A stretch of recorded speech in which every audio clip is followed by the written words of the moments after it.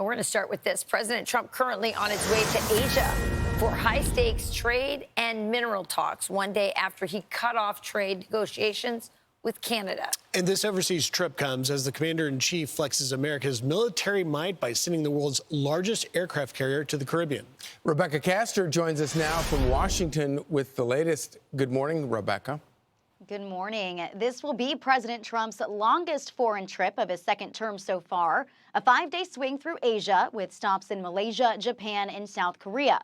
The president's long-haul flight took off last night and won't land in the region until late tonight. His schedule is packed with key trade meetings with world leaders as he looks to finalize deals and shore up new investments. But his biggest test is a face-to-face meeting with Chinese President Xi Jinping amid their ongoing trade war. Well, I'll be talking about Taiwan. Won't be going there, but I'll be talking about it. Won't be too far away.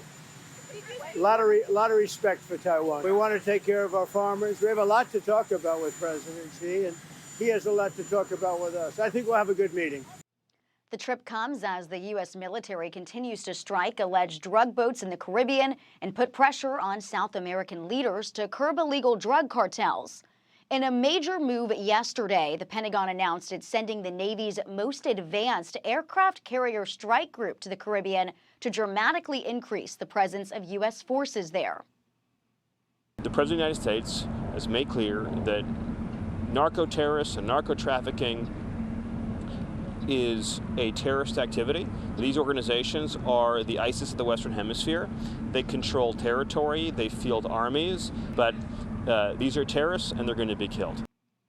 President Trump has also authorized the CIA to conduct covert operations in Venezuela, while the country's leader, Nicolas Maduro, says the U.S. is fabricating a war. Charlie, Rachel, and Griff, back to you. All right, Rebekah, thank you very much. Thank you, Rebekah.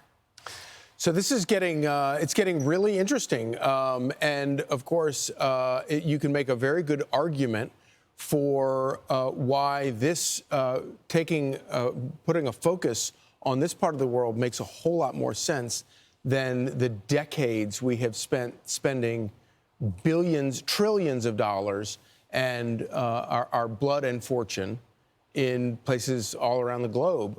Our actual backyard is actually maybe a really important part of the world that we should focus on. Absolutely. And it's interesting, this buildup in the Caribbean with Maduro and trying to deal with that situation at the same time that he's going over to China. Well, this is related, right? Yes. China has been in the Western Hemisphere. The way he's gotten in many ways is through Maduro. He's part of that regime in a lot of ways. Maduro is a client, or Venezuela is a client state of China.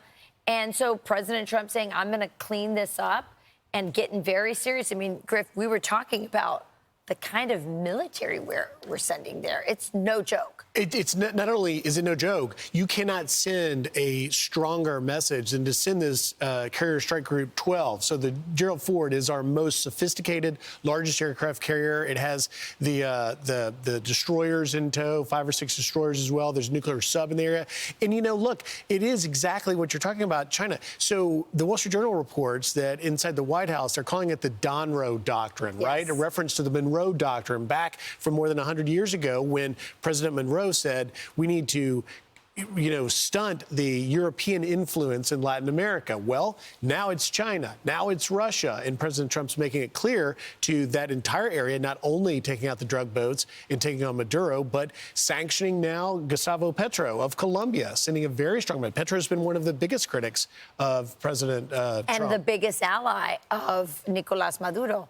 And a lot of people say, and we've heard Maria Corina Machado say it on our show as well, if Venezuela returns to the people who won the election last July, right, to the opposition party, and the Marxist, socialist government of Maduro goes down, so will Cuba, and so will Nicaragua, and we'll essentially get all of the communists out of our hemisphere, because Bolivia just had an election this past week, and a center-right candidate beat Evo Morales. Morales, of course, being a huge leftists, Marxists. So we're cleaning the communists out, but we're also getting rid of the Chinese. The Chinese have taken over ports.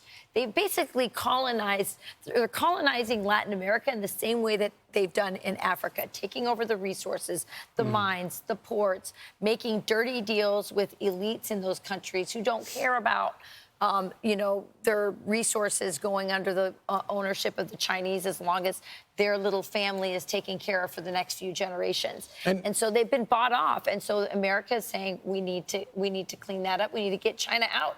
And also going after the drug dealers Absolutely. and the drug manufacturers who are dumping massive amounts of poison into the country. And, you can make the argument that, well, America shouldn't be a marketplace for it. Well, that's true, too. But part of destroying that marketplace is destroying the supply, and Donald Trump is already doing that. And Pete Hegseth saying if you're selling drugs and moving drugs around, we're going to treat you like Al-Qaeda. Yeah, you're going to die. As Trump said, you're going to die. You're going to be, like dead. I'm Steve Doocy. I'm Brian Kilmeade. And I'm Ainsley Earhart. And click here to subscribe to the Fox News YouTube page to catch our hottest interviews and most compelling analysis.